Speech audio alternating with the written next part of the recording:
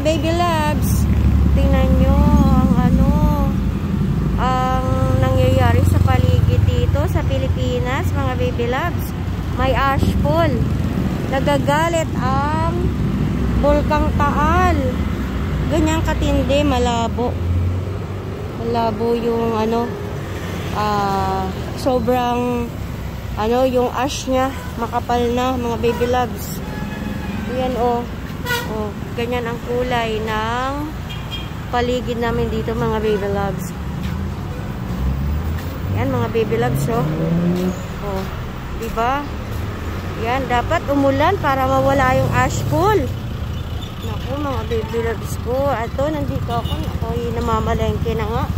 At naglalakad lang ako. Yan. Kaya ako ngayon, nakamash ako, mga baby loves.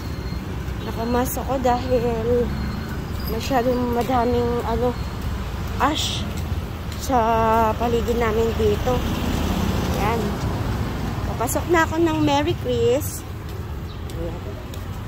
O Bulsar, kung nanonood ka ngayon, ayan, gusto mo mapanood ang situation dito sa Merry Chris. Ayan, dahil ako'y naglalakad. Ayan, panoorin mo na lang tong video ko. Ayan, ganito ang kaganapan dito sa Merry Chris Homes. Ayan, ikot ko kayo. Hello, good morning.